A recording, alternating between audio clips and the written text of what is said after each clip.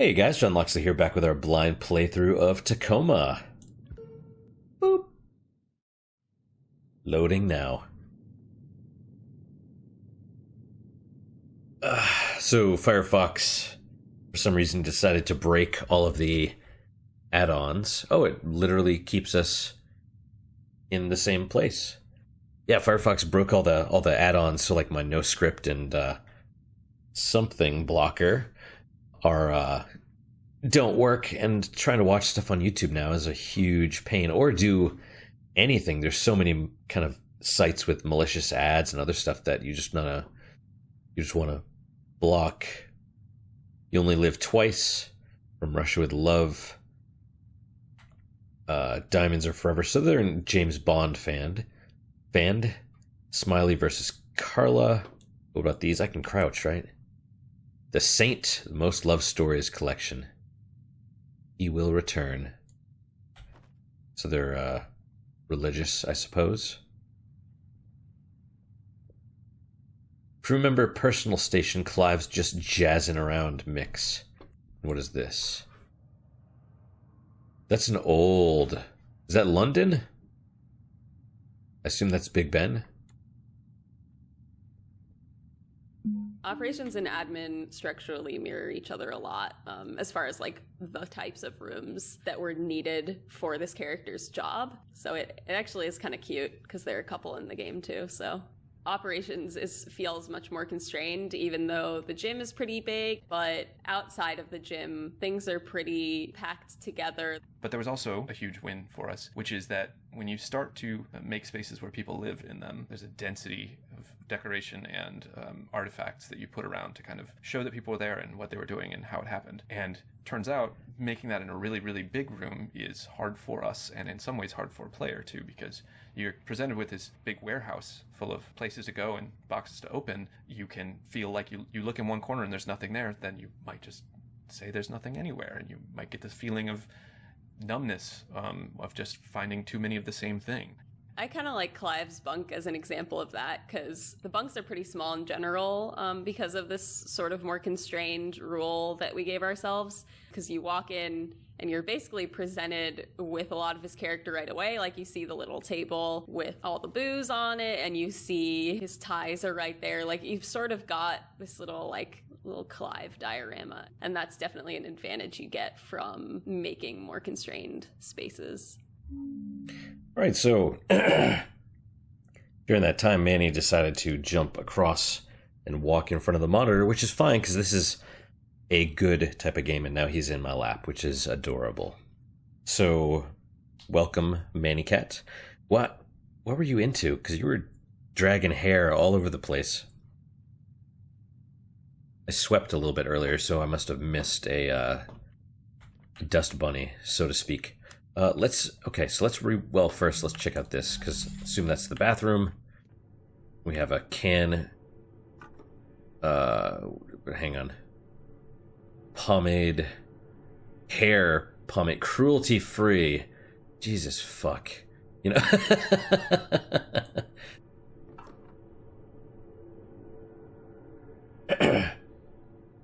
Cruelty free. I hate that so much because it's such. I would wager it's probably bullshit. You know, the whole cruelty-free thing. Like, I think it's for people... when I say bullshit, I mean it's probably a straight-up lie. Kind of like how the... how PETA is like, oh, we're for the animals and stuff. And then you actually look at, like, stats, and they kill so many animals because they don't actually believe in adopting animals out. They would rather animals be free and outside of human control. Like, they don't want animal slavery is their thing, right? So so basically, like 99% of the animals that they rescue, they end up killing because they would rather kill them than adopt them out.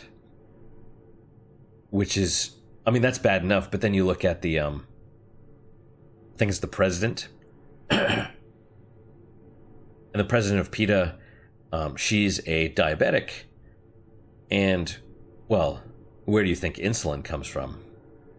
pigs, right? We raise pigs for the purpose of getting their insulin from them, which then this PETA lady that is apparently opposed to animal, slavery, and she injects that into herself so she can live. But for her, it's okay. Oh, it's okay if I do it. But you guys can't do it. And that's why I think it's partially bullshit. It's like these people, so many of them are just, hypocrites and the most vile people of all. It's like I have cats, right? I would have a cat and a dog, but, work being what it is and maybe having to work, anywhere from 12 to 20 hours in a day, possibly, I can't be home. With cats, I can just leave the food out, leave water out. They have litter. They're basically self-sustaining. Dogs, you can't do that. So,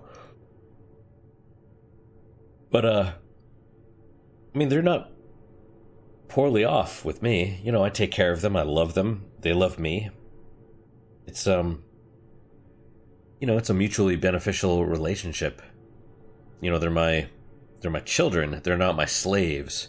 So it's, I don't know. Don't take that. I'm not talking to the devs. I'm talking to just people like that in general. It's like, don't take that holier than thou thing with me, because, if we were to compare sins, yours, even though I publicly claim to be an asshole, your sins I can almost guarantee would be far worse. Right? Like, that's typically how it goes. You see the people that, walk around like their shit doesn't stink, and they are by far the worst people in the world. So that's my little soapbox rant for the moment.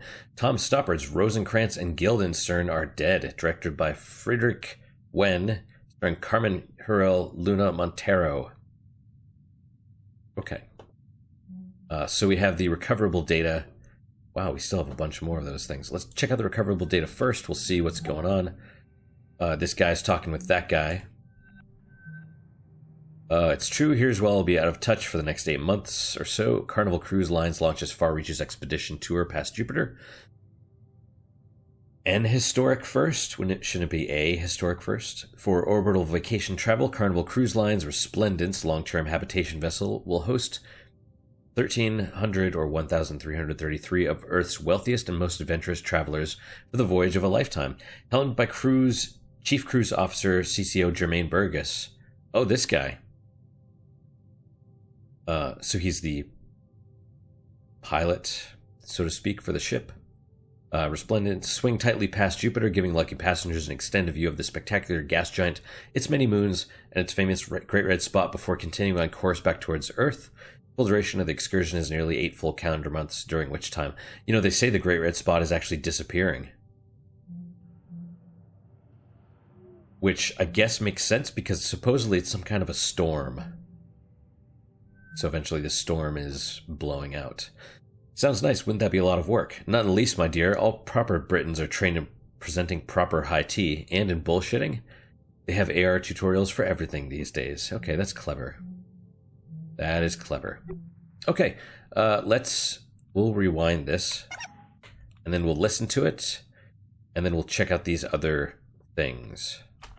No, Germler, I don't know why. All right, you know how I've always been. It's never real in my mind. Why would she give a damn about me? Of all the people... Shit. Oh, bollocks. No, I'm spilling scotch all over outer space. Gin.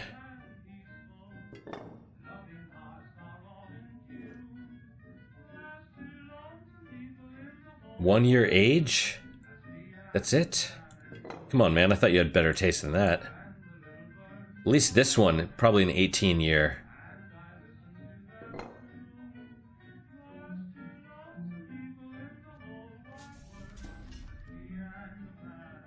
Is it? It's just the music playing. You know, I would also say that Brotherhood, Luke Jordan, greatest football plays, efficiency and logistics, hospitality management, greatest football plays of the 20th century, greatest sea battles of history.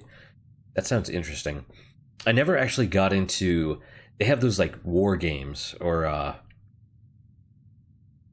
don't know if you can call them board games. I mean, some have a board, some don't. But they have some that are really, really in depth as far as like tactics. I saw one that was like Air War or something like that, and you had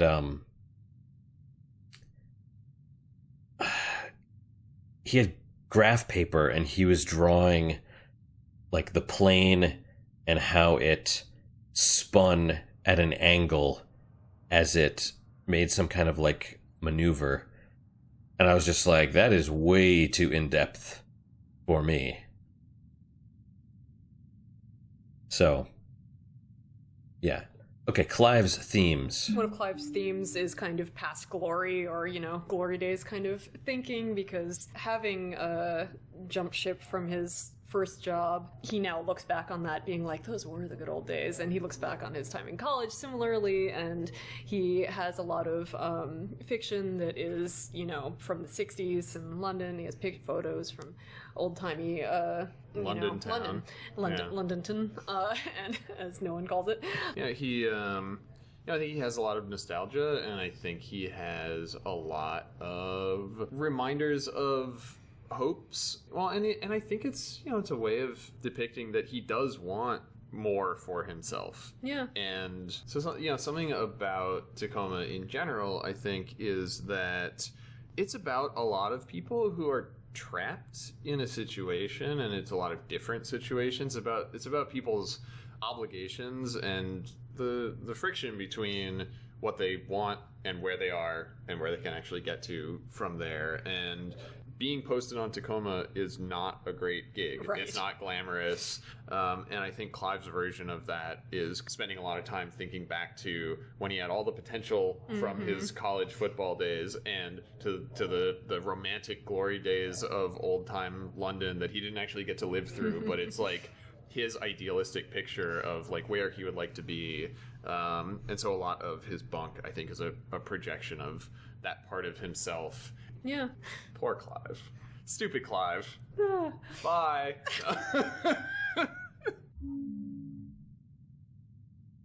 Interesting, right? Football is kind of one of the... I don't know. I mean, he has scotch, and not even good scotch, let's be honest. Also, he's drinking it with ice. What are you doing, man? I mean, you can, but generally speaking, you want your scotch to be room temperature. That way the flavor profile comes out a little bit better. But yeah, you have like football, which honestly, this is what, 2088. It's what, 2019 right now. There is a possible future where football will go away, you know, in the next 20 years. You know, all the research they're doing about all the different, you know, brain injuries and long-term stuff, and the anger issues and all of that. It is entirely possible that football will go away. Also, the whole, you know, of the 20th century, of the 21st century, all that stuff. It's like people don't really... I mean, think back. The 60s, the 70s. I mean, you know, you listen to music from the 70s, and that's like only, you know, 50 years ago. But that's old, right? It just seems really old, and most people don't even probably listen to that music. And yet, he's looking at stuff and remembering stuff fondly from, you know, this time period when it's another 60, 70 years in the future. That just seems it just seems unlikely. I mean, people tend to want to forget the past. Or people don't value the past. Which is really sad because, you know, the more you look at the more stuff that people do, it's always, oh yeah, this was done before. You know, it's people ignore the past and they forget it. And then they just repeat their own mistakes and stuff. So it's, I don't know, partially hubris, I guess, but because I'm better. I don't need to know that. Bernadette Siddiqui, Esquire Executive Director, London New Arts Foundation. This is his mom. Funding new artistic works in the city of London. Clive, your great-grandmother would never have forgiven me if she knew I was sending this to you like a fool. I expect it returned without a scratch. Write me soon. Mother misses you. I expect this would be the football.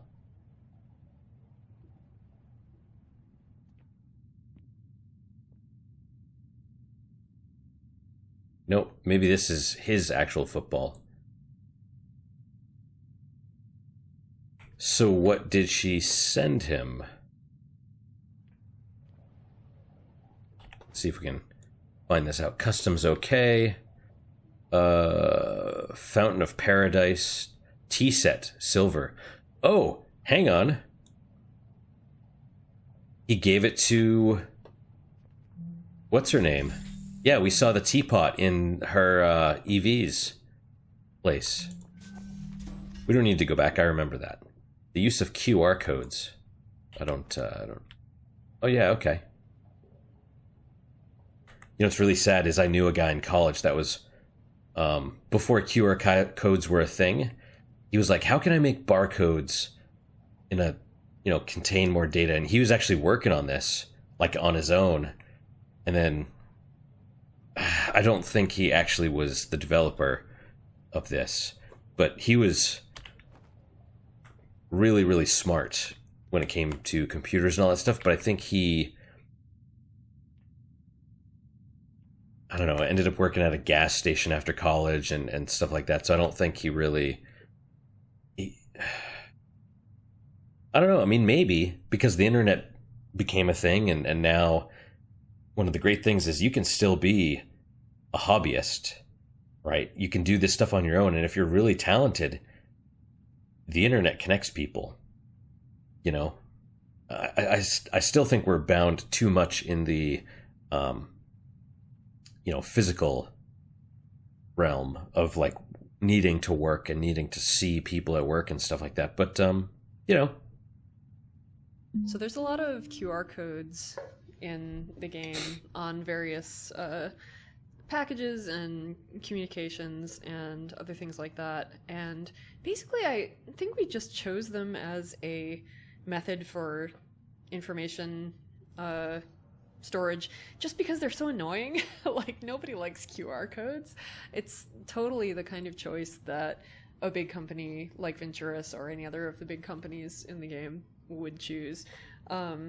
And we also really liked the idea that the player could actually scan them and get additional information. Usually that's just like, you know, ingredients or something, but occasionally there's some cute stuff in there.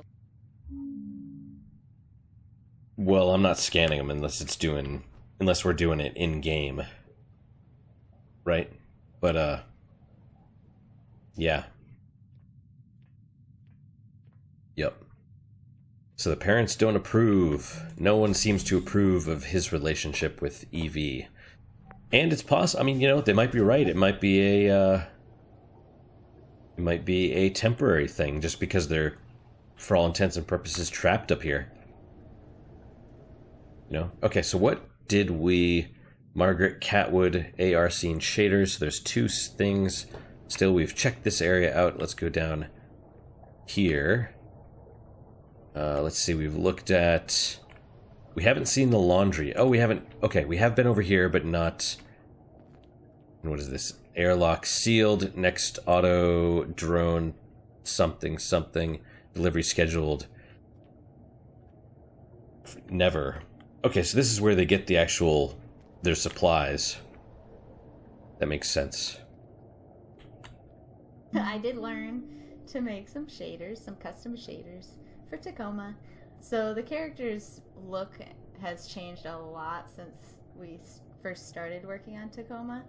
The story also changed a little bit, and originally there was a character that was supposed to look glitched and corrupt compared to the main characters. And when I made that character, I worked with vertex distortion, and so they look kind of wiggly as they're moving around.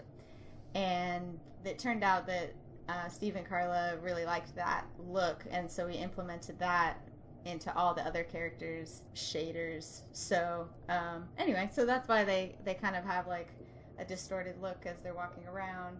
And from there, a bunch of other things were added, like when they walk through another mesh or touch another mesh. Like if they're touching the table, their fingers will kind of glow. And if they're walking through a door, their bodies will kind of glow as they're walking through the door mesh. So, yeah, good old shaders. That's kind of cool. I do like the wiggle look as well. It fits with the, corrupted database theme, right? Plus, it just looks neat. It's kind of, I realize it's probably a stylistic choice. That way you don't have to model the whole person. But, yeah, I'm okay with it. I approve.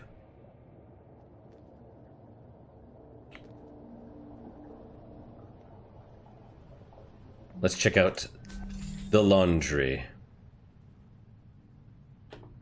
Even in the future, nothing works. Pow. Oh, they said something about QR codes and like, oh, it's such a corporate thing to make everything annoying and blah, blah, blah. And it's like, no, it's not. Is that the cat? There it is. It's not the corporate thing that makes everything annoying. It's the people in the corporation that make it annoying. Everyone wants their own little, fiefdoms and other stuff, right? So, for example, I did supply work for one of the places that I worked at. In addition to my normal job, I also had to do like all of the supplies and all the ordering or at least, well, I had to handle some of the invoicing stuff. A lot of it was automated, but I did have to do special ordering and any other bullcrap they could figure out. But so one time they wanted to switch from this was in a hospital at the time. So they wanted to switch from one brand of syringe to a different brand of syringe. And they wanted to do this because my boss basically wanted an extra little bullet point on his review, right? So to prop himself up. And that's kind of what these things, that's why corporate is always just so messed up in general, because everybody's trying to do their own little thing to screw everyone else and advance their career.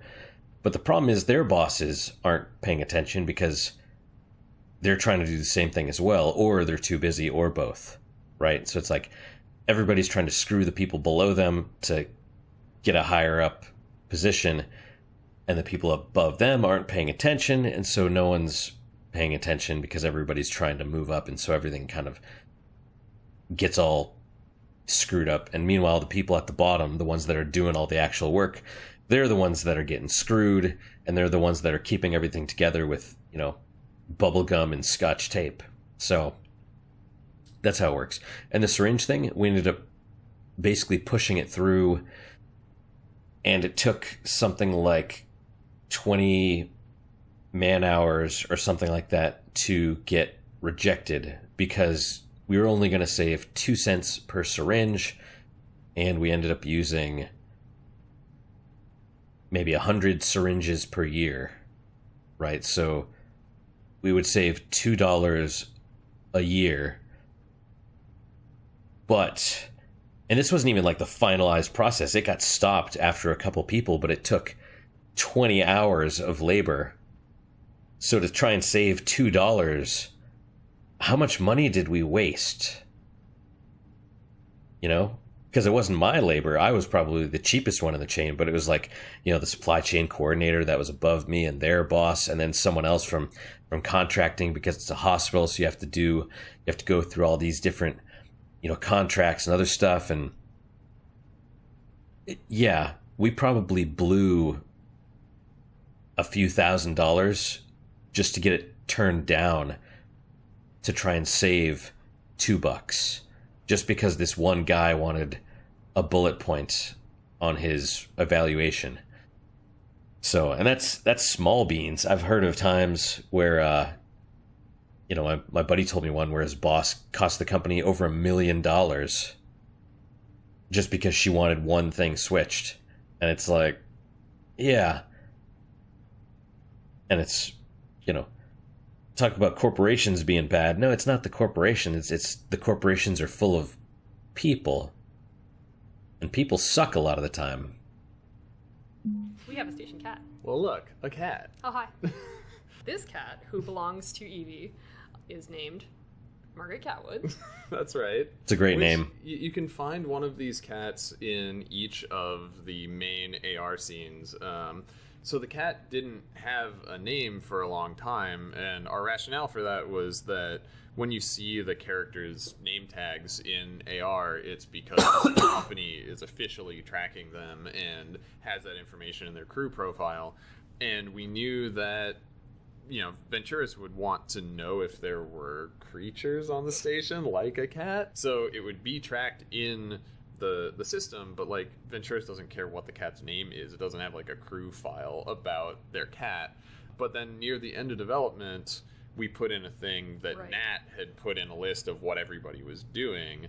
We included the cat in that, and so Nat. right, because Nat's like she's a goof, and at that point it's like, all right, well, she's gonna put in the cat. She's not gonna just refer to it as like the cat. So I just went into our Slack channel and I was like, so what's the cat's name? And I think like 3 seconds later, Carla replied with just Margaret Catwood, and I was like, done. I think that had been in the back of my head. I actually considered naming my cat that at one point, and then I was like, no, it's perfect for this. That's Perfect very for good. this. But yeah, it seemed like an appropriately silly name for the station cat. I didn't actually name my cats. They had names when I got them. Got them from my landlady at the time. And her cat had kittens. And so she was like, do you want them? And so her cat had 3 kittens. Where are we going anyway? I think that's everything, Visaria. Let's go back and check on the progress. Her cat had 3 kittens, and she named them Manny, Mo, and Jack after the Pet Boys. And I took 2 of them because 2 is about as many as I could take. Because 3 is too many for one person, I think. Here we go. Please detach device. First part is not fully...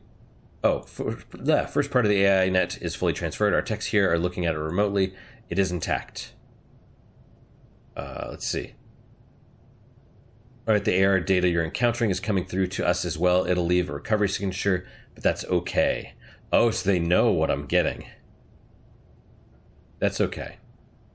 But they basically said, we don't want you to do this. But then they're like, well, okay, whatever. Oh, that was too much. Yep. So I took Manny and Jack, and Mo went to a different family. I feel really bad. I broke up the family. But that's, oh, yep, here we go. But that's okay, because I baby my babies. I baby my babies. You know what, we're going to put that like that.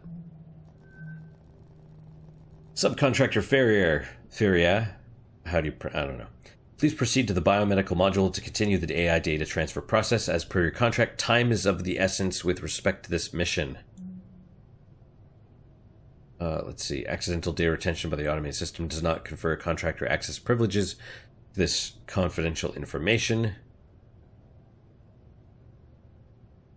Your cooperation is appreciated, so you're not supposed to recover it, but whatever. Okay, we're going to biomedical now.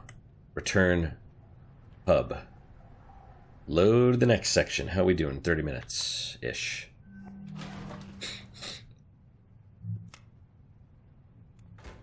So they said there was only a limited amount of oxygen. Now leaving personnel module. Are we going to get another ad? Because the concept art was for 3 different ones. Yep, here we go. That's the same one, right? I don't know. So they had said there was enough oxygen for 1 person on board.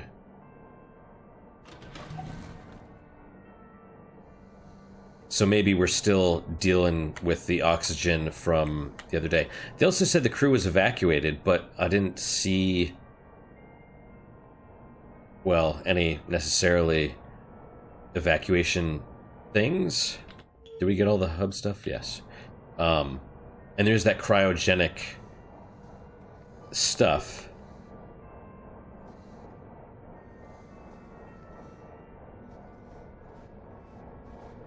Right? See, there's the cryogenic area. Wait, where's... Oh, biomedical is in the basketball area.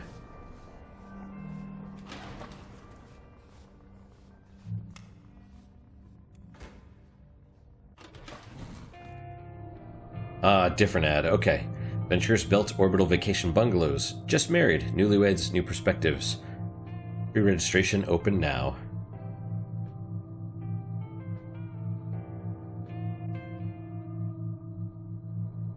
Now entering biomedical module. Now entering biomedical module. It will never be the same. Okay, a lot more commentary. Vat meat. That sounds delicious. Callbacks to Gone Home. Oh, that reminds me, the vat meat. They were talking about, they being... I saw an article about... vegan meat, where it's like, it's, you know, meat that's grown in a petri dish or something like that. That way it's quote unquote cruelty free, and so even vegans can still eat it, which is like seriously, you're going to eat something grown in a petri dish, and that's supposedly healthier than... I mean, if you're vegan for like health reasons, then why wouldn't you just go with like grass-fed or free-range stuff? Because I mean, you know, seriously, as someone, I know a lot of people are adverse to killing animals and stuff, and I don't support. You know, I support. I mean, we gotta kill stuff in order to survive. That's just... Things have to die so that we can live. That's the way of it. Even plants. Plants are alive too. By the way, well, remind me. I'll talk about the nervous system of the plants a little bit later. But something has to die, and the humane, you know, the little No Country for Old Men thing, the little spike in the head. That's, I think, typically what they do for most like cows and stuff, and that's about as humane as you can get. I've seen like Middle Eastern countries slaughter animals, and it is like they basically just slit its throat, and it freaks out as it dies. And that is, you know, if you want my honest opinion, that is far less humane. Now you could be like, well, you could just eat vat meat, and then nothing has to die, and it's like, well, but the proteins are still kind of alive, right? It's still flesh. I don't know. You know, you have your own foibles. I would trust an actual animal's meat over something grown in a lab with artificial means, but that's just me. So transfer shafts. These are the thing you either just went in or are about to, which takes you from the hub to a wing, and it's kind of internal studio speak for the process the player is going through, the player character, where they grab onto a little sled inside of this long arm that goes from the hub all the way to the wing, and it takes them down there, drops them off, and it safely conveys them from 0G to gravity or the reverse. And if you're going along the transfer shaft and thinking, "My, this is taking a long time," it's because we're loading stuff in the background. Yes, and for that reason, it's actually the only part of the station. The 3 transfer shafts are actually the only parts of the station that are always loaded the whole time that you play. Another detail I really like is the way the boots light up whenever they magnetize, which you also see in the entryway. It was something that it took me a while to realize that was what was going on, but that's the kind of deep thinking about how things work that I really appreciate in the station overall. It's pretty cool. How did you not figure that out? I mean, well, okay, as a programmer, you were probably not seeing it from front to start like we did. Like, the first thing they saw is you see your feet, you see them touch the surface and then go from red to green, so they're magnetized, and then you hear that sound and the click, and so we as the player know, hey, our boots are now magnetized. So, they get a pass because they're working on all the different parts all at the same time. So maybe he was like, this was implemented, but he had not seen the beginning. So, Odin's secret messages. Okay. Right. Okay. Let's attention subcontractor Farrier. They know me.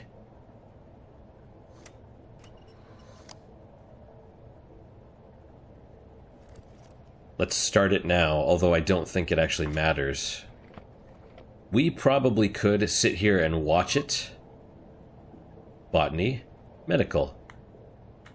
A random Odin fact for you while you work. Odin was the very first AI to be branched from the original source over 100 years ago. He's an old guy. This is H, by the way. Hi. I hope you can read this. Okay, your real handler is back from the bathroom now. Bye. Who is H? And H was the one that installed the, like, on that board, right? In the in the pod. The one that's like tested by H. So we could probably just sit here and watch it, but I suspect it advances based on stuff that we do in the conversations that we click on and stuff like that. Odin's secret messages. They're like his little coded communiques. Yeah. Yeah. People have tweeted like screenshots at us and called out these messages that kind of break into the player's AR interface sometimes, that are things like, it should be saying AR crew member record recovered, but then it says something like death sentence suddenly. Which and is a then, surprise to some people. goes away again. Odin doesn't know what Amy's motives are. Like, as far as he knows, she's really there to take him back to Venturis and for him to be wiped. And so we wanted him to be trying to communicate with her and say, like, no, don't do this. And so for a while, I think we talked about, like, are we going to do this through, like, audio that cuts in or, like, some new interface thing that you see in different places? And then we had that realization that there are these kind of system messages, like when you're transferring into a wing or when you're recovering an AR scene, that he could subvert those via text that Amy's already seeing and just change what the meaning is, even if it's briefly. So yeah, I don't know how many people really are like conscious of these or how many make the connection, but I think hopefully by the end of the game you have that feeling, oh, that, you know, this was Odin all along. Yeah, and there's a whole progression. You can see his feelings about Amy change as time goes on. That's true. Yeah, it starts out him seeming kind of scared and panicking, and then I think by the end of the game he's starting to almost give her the benefit of the doubt, or say, like, I don't have any choice but to trust you, basically. It seems like he's starting to have a little bit of hope at the end, I think. But... Yeah. Well, okay, that's kind of a spoiler. But too late. Too late. Still, you know, I guess it's okay. Because now we'll kind of know what's going on.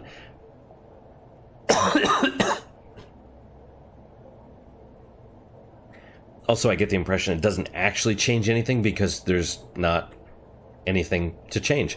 We still have to do that. and then we're still gonna go check these other things out. And, that's it. We're kind of on rails, even though we can walk around and pick up our cruelty-free yogurt and throw it at the table and stuff, you know? It's like the illusion of choice. Okay, so this is botany.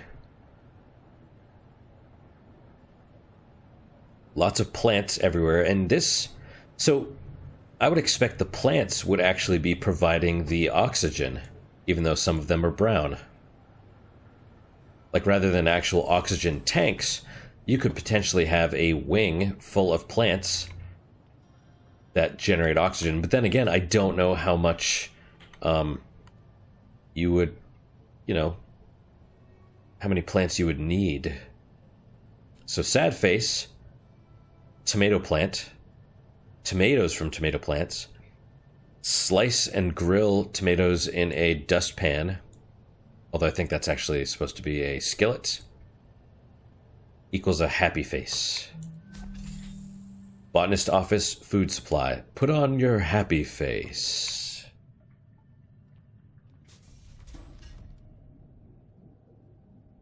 For a minute, I thought those were like the little pods, like in Alien, the little cryotubes. There was people in there.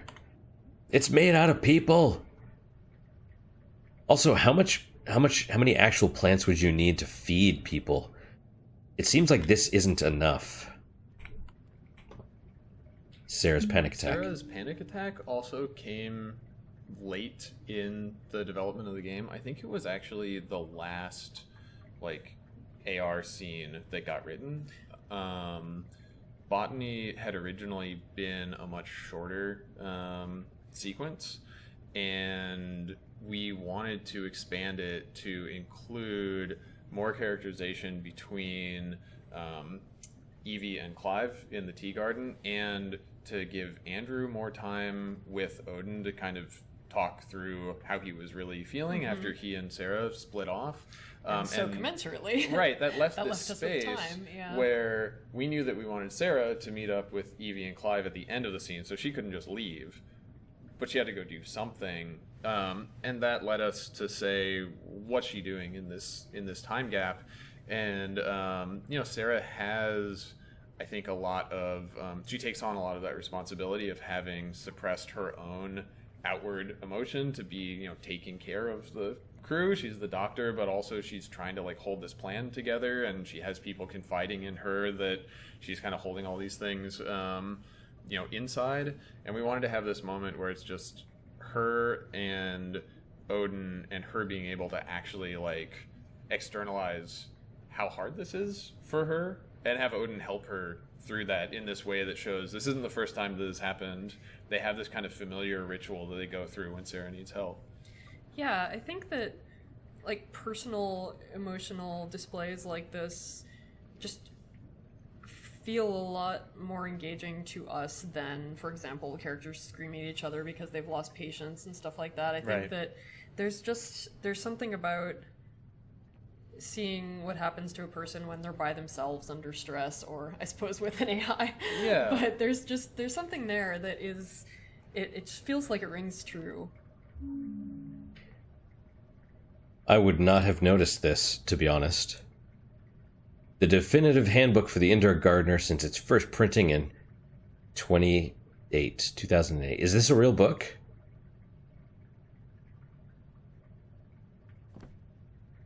That's kind of neat. It's just like tucked away in this corner. I appreciate that. Also, the panic attack, I mean, you know, we're going to see it. It's not... Is it a story spoiler? I mean, I guess, but it... I don't know. It's not like, and then they all died. When they die at the end, when Odin kills them, you know, it's... I don't know. Please don't do that. Oh my god, the chicken's laying eggs. There's actually like one chicken just like shoved into this thing. And one fish that's also laying eggs.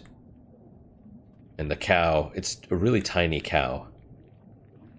Except cows don't lay eggs.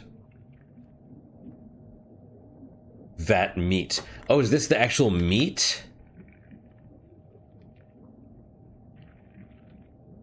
Yeah, yes, it is. Look, this looks like fish.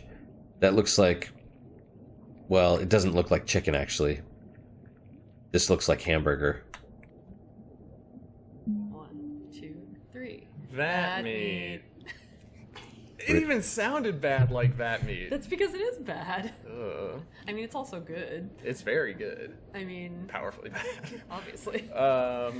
The way we were looking at it was, if you're on this long posting, then like fresh food would be one of the most desirable things that you could have. And so they have the tomatoes and the squash and the mushrooms, and then also in our fiction, what we speculate is that the vast majority of all meat that would be eaten on Earth is produced in a lab, not in a factory farm, because that's become much more efficient than producing animals. And so also they can use that process on the space station, so they can produce meat protein right on site and turn it into whatever meals they want. Why not? Why not vat meat? They also make terrible noises. Whenever you go near these things, they do a lot of squooshing and squanching. Thanks to Patrick. Which, thank you, Patrick, for making our vat meat grosser than necessary. Oh, it's necessary. Exactly as gross as necessary. Precisely. Vat meat. It's good. Sure it is. So, it's actually an interesting concept, right? Is that, will it become more, efficient to produce artificial meat in a lab in the future, right? Now, I would assume it is probably less healthy for you, because like fish grown on a fish farm, the meat is like gooier or squishier or something like that. Like, it doesn't have, like, if you want to talk about animal cruelty, that's probably animal cruelty, because it doesn't, it's, the fish are raised in confinement and stuff. So, I don't know. Stuff like this just conjures up thoughts of, do you know what prions are? It's what it's mad cow disease, basically, or it's I don't even know what you call it. It's something, and it's malformed, but it's small enough to go through the blood-brain barrier, and so I guess it's a virus or something, but it attacks your brain. So you eat stuff, and now if the cow is butchered appropriately, you won't get it, because it's transmitted through when you eat the brain or the brain stem or possibly the spinal cord. But the problem is, when you kill a cow and you just shove it in a big tank and you grind it up and you add the brain and the bones as filler, then you have contaminated meat now. And so you eat that, and then it goes through the blood-brain barrier, which protects you from most everything. And then the prions eat away at your brain, and that's how you get mad cow. So, I mean, this isn't the same thing. I would doubt you would have. It would probably be safer in that regard, but at the same time, what would eating lower quality meat do to you? I don't know. I just, I could foresee some sort of like weird genetic diseases coming out because of this. And, it's not necessarily a fear of technology. It's just, I would trust a butcher more than I would trust this stuff, and them trying to save a couple bucks. And so they use, we're just going to get the Chinese stuff, which might have some lead in it, but it's okay. But maybe, some corporate manager would want to save a couple bucks by poisoning, half the world, just so they can get a better bullet on their resume. which, if you know, what is it? Was the Spanish-American War? They shipped the troops, instead of procuring meat on site, which is what the army did up until that point. One of the generals was like, no, my buddy is the head of the meat packing industry in, I think it was Chicago. And we can save a lot of money by using his meat and shipping it to the troops instead of getting fresh stuff on site and, killing and butchering our own animals. So what this guy did in Chicago is he was basically like, well, we're going to take all these scraps, all the stuff that we were going to throw away, and we'll can it. And so that's where the name embalmed beef came from, because the stuff was basically rotting. But they would add like formaldehyde and stuff to it to preserve it, and they'd shove it into these cans and ship it to the troops. And it is thought, because like lethal food poisoning has the same symptoms of that malaria does, and so they're not sure how many people died from malaria versus food poisoning, but they think the numbers are equal or worse. So most of the fatalities in the Spanish-American War, they think were due to food poisoning. Now, what's even worse is like the president at the time pardoned this guy. I think it was President McKinley pardoned the dude because they found out about this. And the guy was like, oh, I'm going to go to prison. And then the president's like, no, you're good. So President McKinley was also assassinated. I don't know if that's related, but there you go. Oh, also, before I forget, the nerve systems of plants, right? So they don't actually have nerves in the traditional sense like us meat beings have, because they don't have meat. They're plants. Instead, they have... They do have some of the neurotransmitters that we do, though, but it transmits from cell to cell, much in the same way that our heart actually has nerves in it, and if those nerves go down, the heart can still function poorly by transmitting nerve impulses between cells. That way, it's like a backup system. It's not a great one, but it is a backup system. But the plants have a similar system in place where they can transmit nerve impulses basically between the cells. So think about that, vegans. You actually are killing something that can feel pain.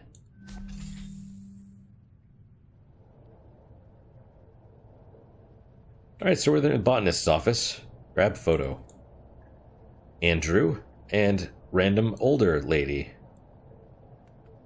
And then we have a cup noodle snack cup. Vegetarian biryani mix. Freeze-dried, ready in minutes. Pencil tin. Oh, it's open, I guess. Oh, it's shut. Artist drawing pencils. Nice. And then what is this? I don't know. Doesn't matter. Close the window. No, that's okay. We were really grateful to have some friends in the industry and artists that we know contribute some cool pieces of art to the game. For instance, the pinup poster in Bert's locker in the locker room was by Mariel Cartwright, who was the lead animator on Skullgirls and is the art director of the game Indivisible. And then very nearby to that, there's the cover of the Zero Spiel ebook on Sarah's desktop, which is like a multi-layered reference, because in Firewatch, they were kind enough to put one of the books from Gone Home findable in their game. Ollie Moss, who was Firewatch's art director and did the book covers for the 1 through 10 books for that game, did a really cool kind of visual pun roulette wheel space station book cover for Zero Spiel in Tacoma. Also, some of us did drawings for the game. Our programmer Hannah did programmer art for Nat. She ghost drew Nat's doodles. Right. And Drew those very good Tyrannosauruses. Yep. And in Nat's office, you can find a bunch of post-it notes on her desk that are just different little doodles of Odin. And we actually assigned Hannah to just draw doodles of Odin over the course of a few months while she was at her desk waiting for builds to finish or whatever. And then one day she just handed us a bunch of sticky notes and was like, here they are. And now they're on Nat's desk. Carla did all of Andrew's drawings. Yes. So his sketches from life of flowers and his orchids statues and stuff. like that. And also Wow. Nicholas's doofy drawing of Andrew floating in space and yelling at him about homework. Right. And which was very then important. I did Bert's drawing of Nat that you find next to Bert's workstation. So yeah, we have this thing where we have different individual people play different characters through their handwriting, and sometimes we have them play different characters through their drawings. That's kind of neat. All right, let's read some stuff. Policy something something. I request an official corporate day of mourning to be instituted on September 15th of each year, memorializing the Tibetan genocide of 2052.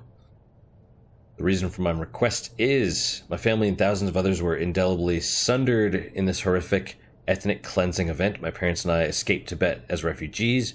My grandmother, like so many others, was not so lucky. Her memory spurs me to make this request once more. Days of memorial like this one are crucial to ensuring that the memory of the people and tradition lost in this terrible something event. Something. Okay, I mean, you know.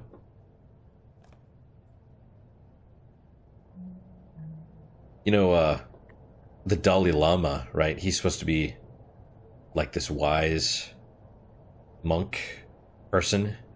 Apparently he's like super filthy rich and lives... I mean, this is the rumor that I've heard. I probably could look it up, but I think I did. It's been a long time though. But I think that's like...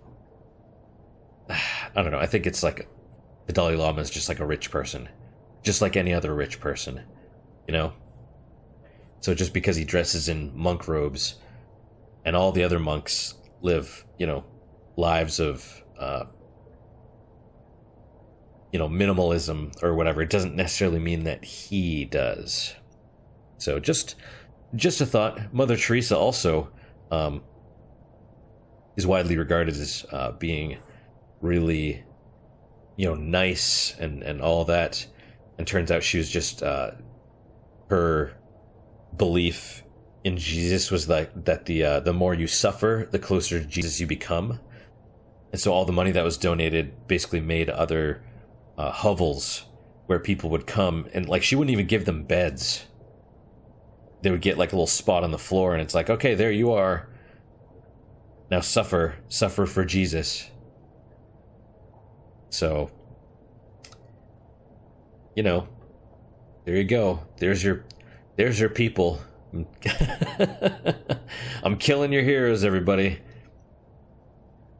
Alright, hi everyone. My orchids have been growing gloriously in botany this winter, and they're ready to be propagated. If anyone would like a small orchid plant to brighten up their bunk, let me know.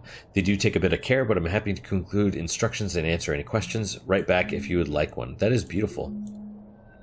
Let's see. Contractor in good standing, Dagyab. This message confirms completion of your requested currency conversion. Loyalty has been removed from your account at a value of that and applied to your Venturis Belt Employee Investment Plan pre-registration fee.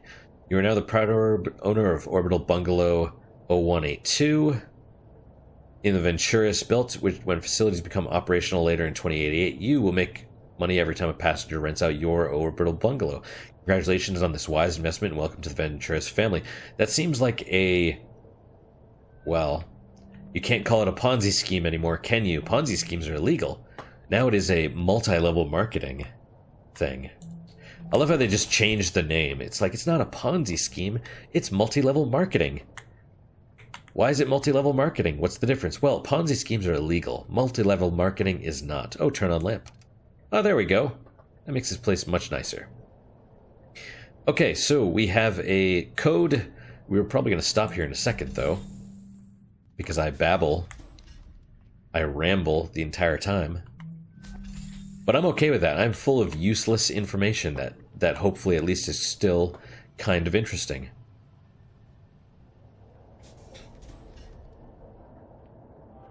Oh, recoverable air crew record data found. Watch air crew record data recovered. What did that say? I tried.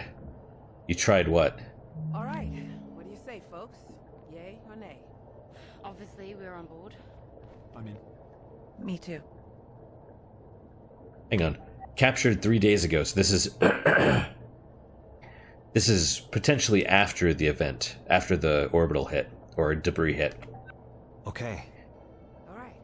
Well, we non-essential personnel need to figure out how to do everything we can to set this mission up for success, then get the hell out of your way as quickly as possible. Time is oxygen, people. Break. Okay, and now we're going to start just talking incoherently amongst ourselves. We're going to click on you, restore your AR desktop. See subject, I'm in botany already. Get here, all hands meeting. Yeah, that makes sense. Message standard practice is don't use cryo for any longer than absolutely necessary. That's not what I asked. Sorry, 72 hours without serious risk. Past that and you're really pushing it. 72 hours, that's now. 3 days. How much oxygen? I mean, hardly at all. Wait, where are you going with this? So they can't escape. Quote unquote crew evacuated, right? Uh-huh.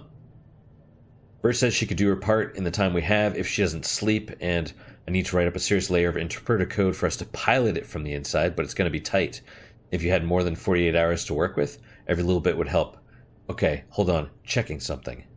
Oh.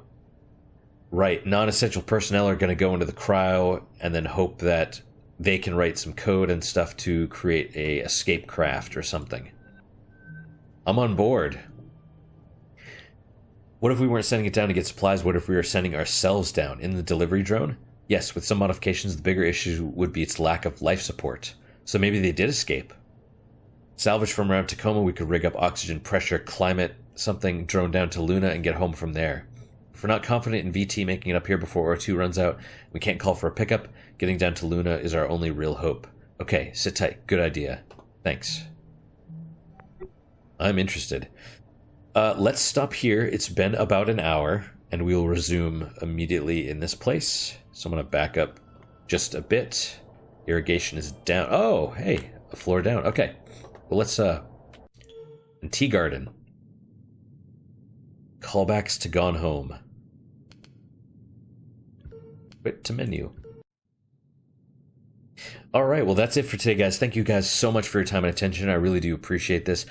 You watching and all of that.